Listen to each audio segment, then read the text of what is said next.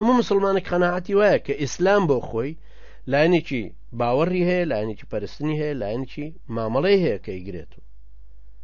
بریتیە لە بیر و باوەڕ و خواپەرستی و یا ساوڕێسە،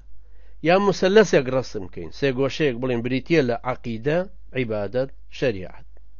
و لێکدابڕانی ئەم سێ ڕوکنەش ممکن نیە، هەروەکو کە لێکدابڕانی لایەکانی سێ گۆشەکە ممکن نییە، چونکە سێ گۆشە کە لایەکیانت لێ کردەوە بێ بە زاویە، دوو لات لێ کردەوە بێ بە خەتێک گۆشەی پێوە نامێن. ئەمەش بە هەمان شێوەیە. وەک چۆن مسلمانە بێ قەناعەتی وابێ کە خوای گەورە لە کردگارەتی و خاوەنێتی و لە ژیاندن و لە مراندن و لەم سیفەتانەیە تاکو تەنهایە، هاوڵی نییە، هاوتای نییە، هاوشێوەی نییە، ناشێت لە هیچ جێکێ لەوانەیە شەریکی بۆ دابنێ، بە هەمان شێوە لە پەرستنی شانابێ شتێک دانە کە بڵە شانی پەرستنەوەکو خوای پەروەردگار نابێ شەریک بۆ خوای گەورە دابنێ. بۆ لەبەرەوەی لە سەرەتاوە ئەم مسلمانە باوەڕی وایە کە خوای پەروەردگار کردگارە، بەدەسەڵاتە، زانایە، توانایە، ئەم گەردونەی هەموو دروست کردە بۆ هەموو بەرفراوانی کە تایەتی، زیندووە و ئاگای لە هەموو شتێکە، کارزان و کارجوانە و بە ئاگایە لە هەموو سات و لەحزەیەکە،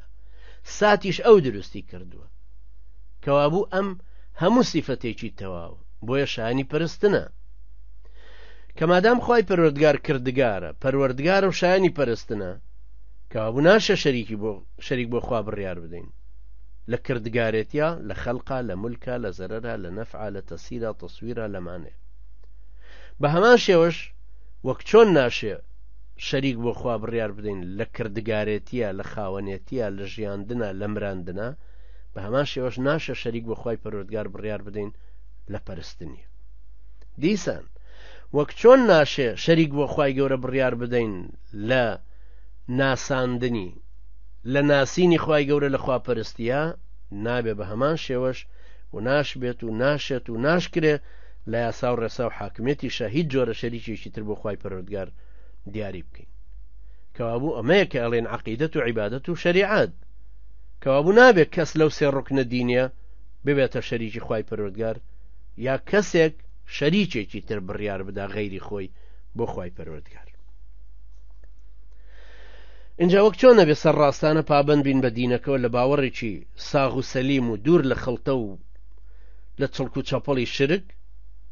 وەک چۆن نەبێ سەرڕاستانە پابەند بین بە دینەکەەوە لە نوێژ و ڕۆژ و تاعەت و عیبادەتەکانە و تایبەت بێ بۆ خوای پەروەردگار بچەمێنەوە ڕکوع و سجودمان بۆ ئەو بێ،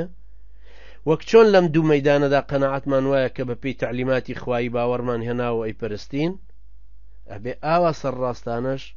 پابەند بین بە هەر هەموو یاسا و ڕێساکانی شەریعەتی ئیسلامەوە. اینجا وەک چۆن سەرڕاستانە پابەندین بە ئەحکامەکانی مارەی و تەلاق و میرات و حرام و حەڵاڵی خۆراکەوە، ئەبێ هەر ئاواش سەرڕاستانە پابەند بین بە ئەحکامەکانی